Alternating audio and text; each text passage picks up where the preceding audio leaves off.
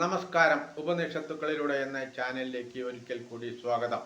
തൈത്തിരീയോപനിഷത്ത് episode 75. ഇതിൽ നിന്നുള്ള ഭയം കൊണ്ട് വായു വീശുന്നു, ഭയം കൊണ്ട് സൂര്യനും ഉദിക്കുന്നു, ഇതിൽ നിന്നുള്ള ഭയത്താൽ അഗ്നി ദഹിപ്പിക്കുന്നു, ഇന്ദ്രൻ രക്ഷിക്കുകയും ചെയ്യുന്നു, അഞ്ചാമതായി മൃത്യു ഓടിച്ചെല്ലുകയും ചെയ്യുന്നു.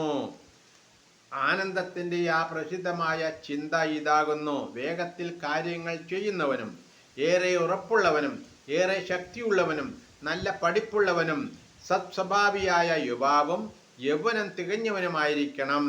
അവന് സമ്പത്ത് നിറഞ്ഞ ഈ എല്ലാ ഭൂമിയും ഉണ്ടായിരിക്കണം. അത് അങ്ങനെയെല്ലാം ഇരുന്നാലുണ്ടാകുന്നത് മാനുഷമായ ആനന്ദമാകുന്നു. ആ മാനുഷ്യങ്ങളായ ആനന്ദങ്ങൾ 100 കൂടിയതേതു? അത് ഒരു മനുഷ്യ ഗന്ധർവന്മാരുടെ ആനന്ദമാകുന്നു.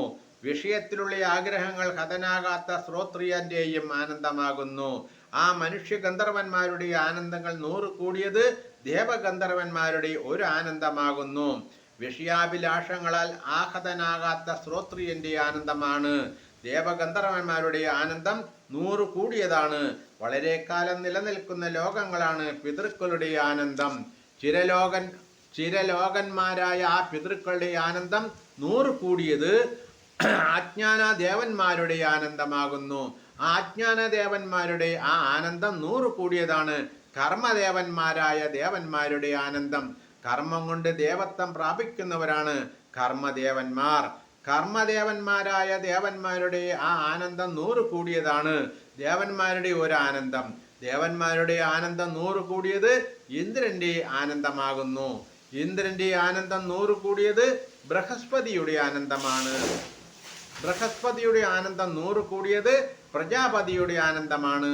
പ്രജാപതിയുടെ ആനന്ദം 100 കൂടിയത് ബ്രഹ്മാവിന്റെ ഒരു ആനന്ദമാണ്. യാതൊന്നിൽ നിന്ന് വാക്കുകൾ പ്രാപിക്കാതെ മനസ്സോടുകൂടി മടങ്ങുന്നു. അങ്ങനെയുള്ള ബ്രഹ്മത്തിന്റെ ആനന്ദത്തെ അറിയുന്നവൻ ഒരിടത്തു നിന്നും ഭയപ്പെടുന്നില്ല. ഞാൻ എന്തുകൊണ്ട് നല്ലത് ചെയ്തില്ല, ഞാൻ എന്തുകൊണ്ട് പാപം ചെയ്തു എന്നുള്ളത് ഇവനെ തീർച്ചയായും തപിപ്പിക്കുകയുമില്ല. യാതൊരുവൻ ഇങ്ങനെ അറിയുന്നു, അവൻ ഇവയെ ആത്മാവായി കണ്ട് പ്രീണിപ്പിക്കുന്നു. യാതൊരാൾ ഇങ്ങനെ അറിയുന്നു, ഇവൻ അവ രണ്ടിനെയും തന്നെ തികച്ചും പ്രീണിപ്പിക്കുന്നു. ഇത് ഉപനിഷത്ത് വിദ്യയാകുന്നു. നമസ്കാരം. അടുത്ത എപ്പിസോഡ്.